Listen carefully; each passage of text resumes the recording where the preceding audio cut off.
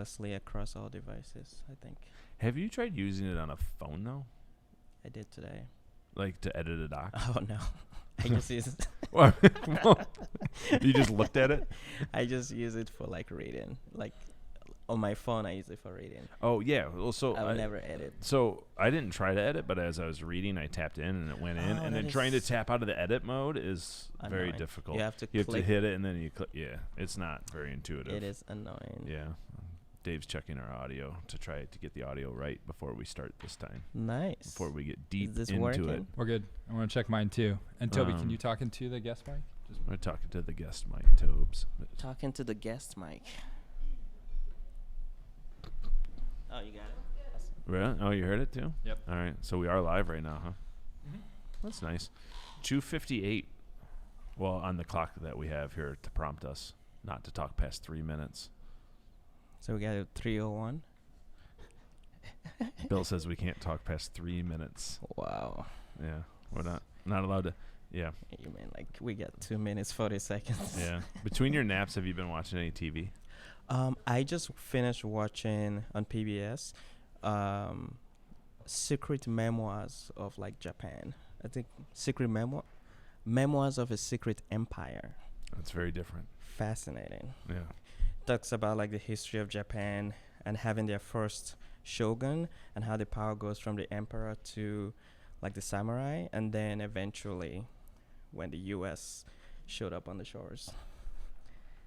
Very good. You use your time way better than me. And then I've been watching a lot of, there's like a chess tournament, like really super tournament going on right now. Well, it's not a super tournament, but it has all the big players in there. Mm-hmm. So I just watched those. What are the big players?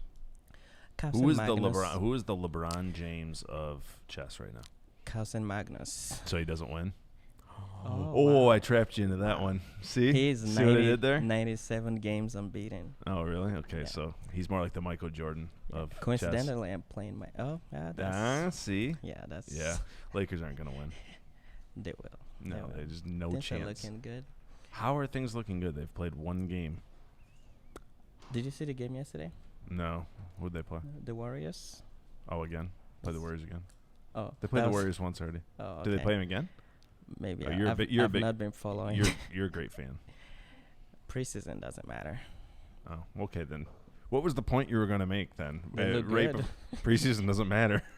You just completely shut your point down. They look good. What have you been watching? I haven't watched any games actually. I just look at the stats. No, like film. Have you seen Succession? Do you have HBO? Sort of. What does sort of mean? You have it like every so often? Subscribe when the show is going on that I want to watch. Oh, you should subscribe right now. How many seasons now? Succession has 2 seasons that just wrapped up, and it's unbelievably good. Lauren loves it too. It's fantastic. Yeah. Also, Righteous Gemstones needs to be watched because also fantastic. Gemstones. Ted likes. Is that on HBO as well? Oh yeah. Wow. Oh, HBO's got all the shows. How many seasons does Gemstone have? That was just finished its first season. Then there's The Deuce. You should watch that. That's great. And then there's Watchmen is coming out next. Oh, I saw a trailer for that. It's the same channel that used to have Game of Thrones. I don't know if you knew that. Yeah. Same channel. Fair enough. We're at 3:01, Dave. Do you watch it on the channel or do you like watch it? I don't think I've ever watched the channel before. No, I don't watch the channel. Okay. I just watch it on the app. Yeah, everybody. Yeah, I don't. Yeah. I don't even know what it's like to have a box with a. What, Bill? It's at 3:01. Whoa. What was the starting time? I assume the starting time was 3. That 2:58 to 3 was just a test. That was 3 o'clock till 3:01 is when it's. That was incredibly prompt. He was like. Yeah, I know. All and right. he looks at the time. He says we should get started. So. Okay. All right, sweet. Are you ready? Born ready. Born ready. Yeah. Let's get this going. Welcome back. I'm Dan. Toby. And this is Labs Live. And before we get started, don't forget to hit the red subscribe button. Hit the bell icon to be notified. That way when we schedule these live episodes, it pops up on your desktop, on your phone, wherever you are connected to the internet, it will find you.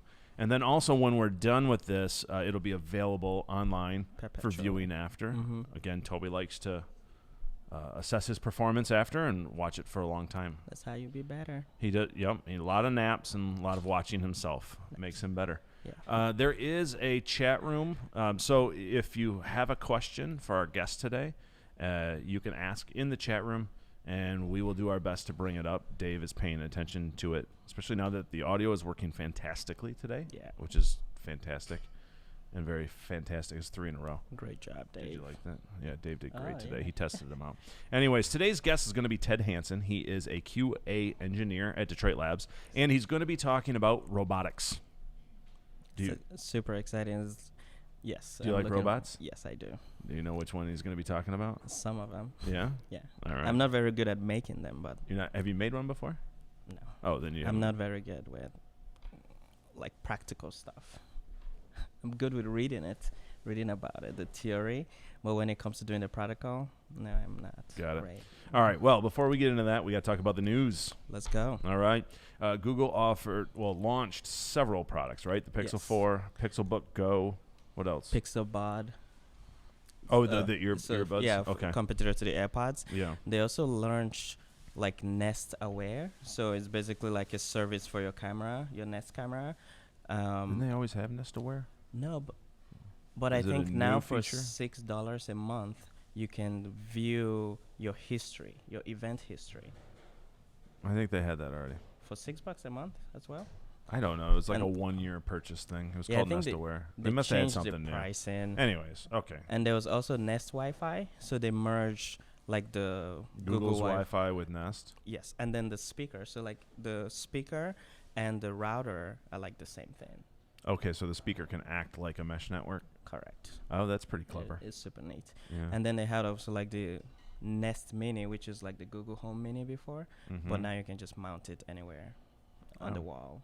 So it's always listening wherever you are? Yes. It's awkwardly listening? It has more microphones. Does it still have to plug in, or do they figure out how to get that to work on battery?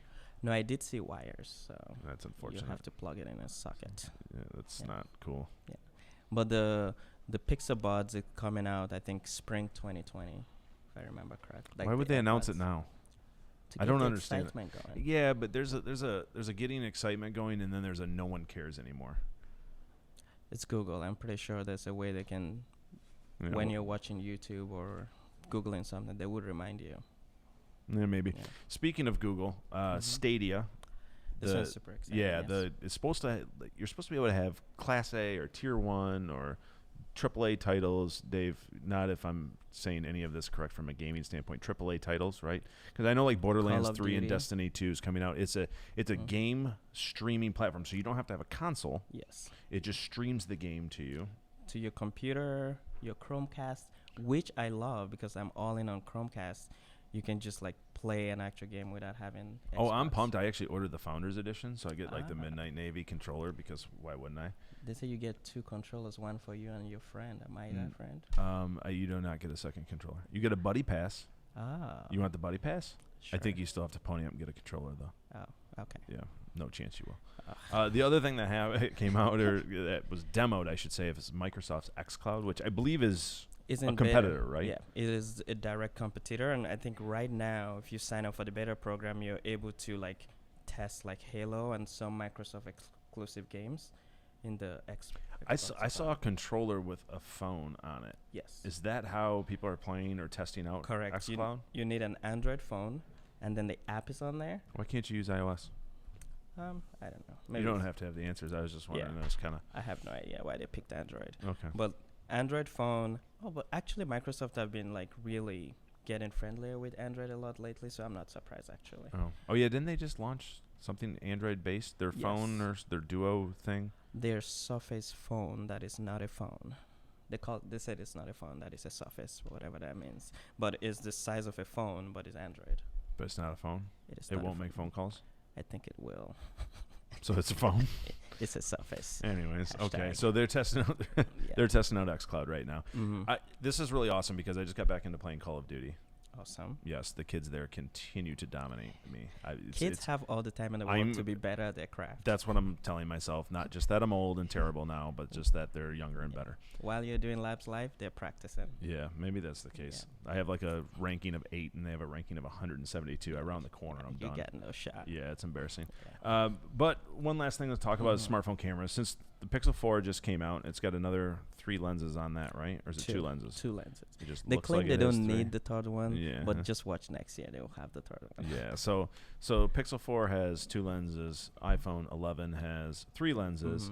It seems like everything is just a camera with an attached phone capability at this point. Sure. Which by all means is not a bad thing. I think it's really great. Great photos. I just got the 11 Pro. Yeah. And the photos it takes, It's pretty incredible, isn't it? Objectively, it is so much better. I can tell that it is better. Well, you came from an iPhone 5. Yeah. And also, like, one thing that was really cool in the Made with Google event was they mentioned that taking a great photo, first the subject, and then the light, and then the camera or the hardware. But now the fourth component is the software. So, like, taking a great photo now has a lot to do with how good the software is, and I think that's really cool. That's where smartphones start to win out a little bit, right? They will, because you buy your phone today and the camera will be better in like 6 months when you get a new update. We say that while we're still shooting on a Sony A7 III because it is pretty amazing. So not an advertisement for Sony, but if they wanted it to be, it could be. Anyways, let's move along. Let's welcome Ted, QA engineer at Detroit Labs. We're going to be talking about robotics. Ted, welcome. Hi, guys. That was a lovely roll-in. Thank you. You did not hit the table. You did not fall. Everything not. about that was great. Thank you. Did you practice before? A little. Oh, good. Okay, when we say robotics, Yes. what do we mean? Robotics is, well, everyone knows what a robot is. You've seen them on TV, and you've seen, industrial robots assembling cars and such, and it's just generally this field of marrying kind of like electronics and computers and controls with mechanics to do a million different applications, right? So we think about, industrial robots that are assembling cars and doing all of the industrial automation. We're starting to think about mobile robots that do move around the Amazon warehouses and do that kind of material handling stuff. So we're not talking about the Boston Dynamics jumping and Gymnastics. fighing and Right, opening yeah, up that's- doors I mean- type robots. That's like on the extreme Super level. impressive. But it's growing so much, and it's you're going to see more and more of that kind of thing, and it's sort of leveraging the advances in information technology and software and machine learning and that kind of thing. And what's really interesting about robotics, it is this cross-disciplinary field that touches on mechanics and machine learning and software and electronics and just industrial engineering and controls theory, just the understanding how these dynamic systems respond into their inputs and controls. Well, as it continues to get more into that DIY essentially market, we talked about this when we were talking about the difference between the Boston Dynamics and some of these other robots, where you kind of have had the passion of that DIY type experience. Right. How does someone get involved there? So now that we've got to the point where robotics can be accessible to those in their home, if you will, Right. how do you get involved in something like that? Well, if you're going to do it professionally, I got into it from a background in electronics, so sort of hardware engineering, sort of at the PCB level, and a little bit of embedded programming, and I worked briefly in a company that does industrial robots. If you're coming at it from any field, my recommendation would be to, if you know software, learn a little bit about electronics. If you know electronics, learn a little bit about mechatronics, about motors and that kind of thing. If you know a little bit about machine learning, learn a little bit about controls theory. That it is people doing robotics. You can study robotics in college. You can get degrees and PhDs in it, but that is just one part of the myriad disciplines of engineering and science that touch this kind of thing. So it really depends on where you're coming from in terms of where you want to start. I think so. Yeah. And it seems like because everything's multidisciplinary, you need a mix of pretty much everybody or every skill when you start to build something like absolutely, this, right? all the way to fabrication. And it's becoming more and more accessible, like you said, that it's sort of exploded. It's become more accessible with as like the maker movement has grown, right? There's these tools that were only available to professionals 10, 15 years ago. There's so many more powerful software tools and hardware tools, 3D printing, machining, just even electronics manufacturing. You can have a circuit board built for tens of dollars now. There was the Android things and all those Raspberry Pi. Android things, all of these software frameworks. There's a million open source frameworks. What that Robot OS, I think it's called. It's just sort of a collection of controls and vision systems software. It's super exciting. Anyone can dabble in it. So obviously robots, it's not your day job. It's a passion of yours, right? And you've utilized that passion and your goal of mentoring into participating in FIRST Robotics. Yes, yeah. Give us a background on what FIRST Robotics is. So FIRST Robotics is the largest high school robotics competition in the world, right? So for high school age kids, there are, almost 4,000 teams in 100 plus countries. Wow. 500,000 students participating last year. Wow. And this is just at the high school level. And we're not even talking about the junior high, and it is global. It's mostly U.S., but it's thing. And what makes it special is that it has two things that make it special. One is that it's based around this sort of mentorship model, is that these kids are building these things. It is not like a science fair where you give the kids a task and let them go on their own and see what they can do. They are working side by side with professionals from engineering and science and technology. And the value to everyone is in that sort of partnership, that mentorship. The other thing that makes it special is that it is modeled on like the high school sports model, where it is this competition and sort of the identities of the individual teams just creates this excitement, this kind of thing that just makes it super exciting. Sure. So all the things that you learn in high school sports about teamwork, about it's that selflessness, right? Yeah. That the fact that every single person plays a role in it. You're only as strong as your weakest link type thing. All of those things. All of those things that these sort of things, you know how high school, college, and professional sports are just huge influences on the culture. Right.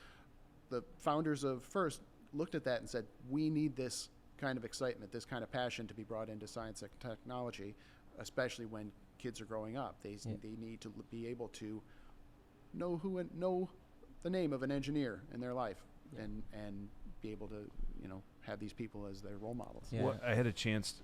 Sorry, Tobi. I had a chance to visit the at TCF Center, previously Kobo, but was it last year or the year before? Right, was the big event there? So the past 2 years, because this is big in Detroit and Michigan. It is huge in Michigan and Detroit. Michigan has 589 FIRST high school teams in Michigan alone. In just Michigan. Wow. California, much bigger state, only has like 300. No kidding. Yeah. So it is a massive deal here. We are. Yeah. Why do you think that is? Like why do what drew you to it? Well, so a lot of great sponsors from the auto industry and the industry. That makes sense. Yeah. Okay. A fantastic local organization that is just aggressively growing it within the state, and just everyone recognizing what a great successful model this is. And so that because it has been growing by leaps and bounds in Michigan, and Michigan has been leading the way, I think that's largely what factored into having the World Championship hosted here in Detroit for the past 2 years and again next year. Yeah. And who knows after that.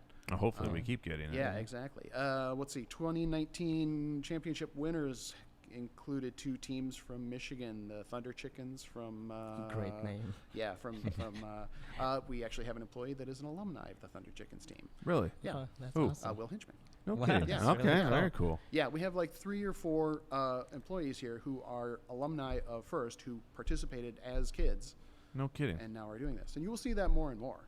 You will see, You talked about like a lot of the things that like kids learn, like teamwork and all that. I wanted to talk about like process as well. I think you mentioned something like graceful professionalism, about the process. It's a theme and a value of FIRST Robotics is unfortunately, just this week, one of the founders just passed away, Woody Flowers, and he coined the phrase gracious professionalism, which is a core value of FIRST Robotics, and it kind of meshes well with what we do here. Is that what you're doing? How you achieve that goal is just important as the goal you achieve.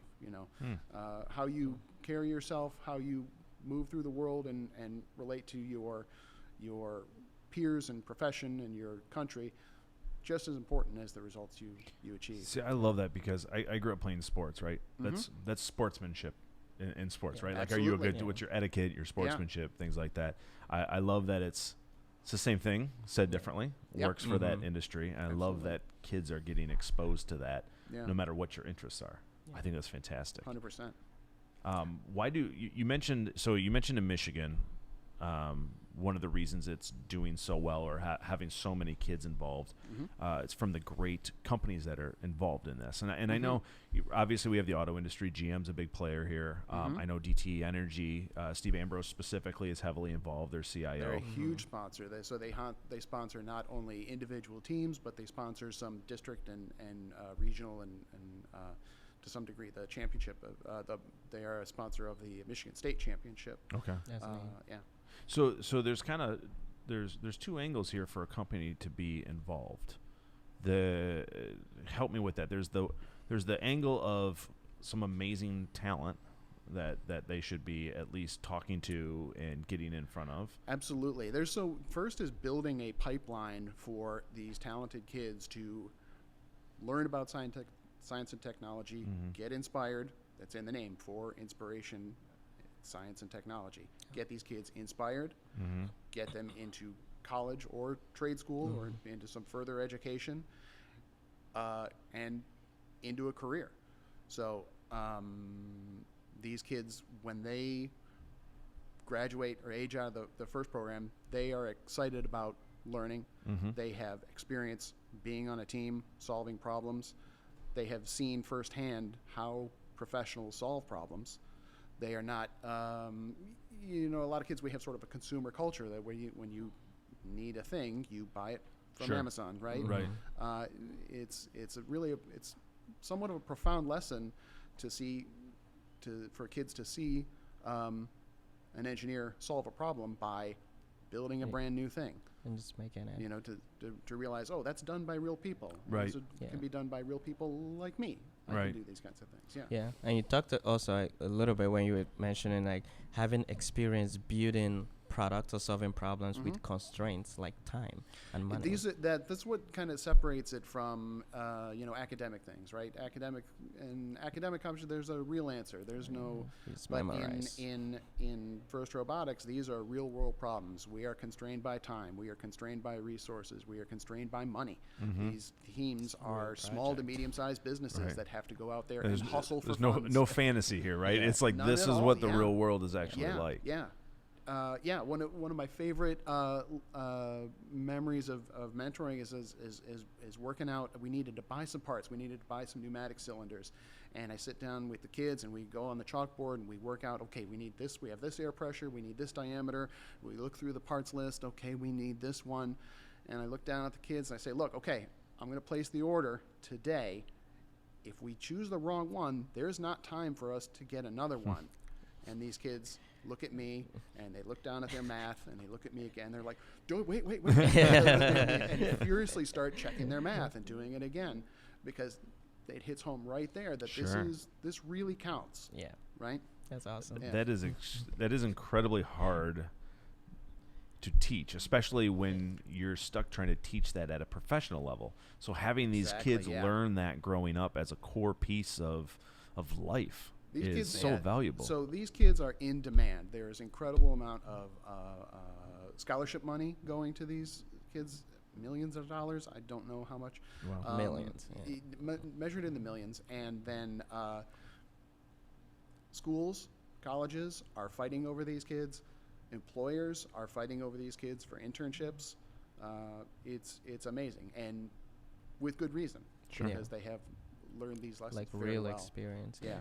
That's so. I have to say, if anybody watching, if you ever get a chance to go to one of these events, the amount of energy and enthusiasm that takes place at the time I think my son was 2 or 3, and we got a chance to go see. He still talks about how exciting it was seeing the Absolutely. robots Oh, yeah. throw cubes and just seeing how these teams are all walking together in their shirts that all match, right? Which we have those shirts yeah. on display behind us. Yep. Ted, if you want to give a little The shout out so, to everybody. So these are from 3 teams that are mentored by Detroit Labs employees for the 5577, the Kinematic Wolves. Nice. From They all have great names.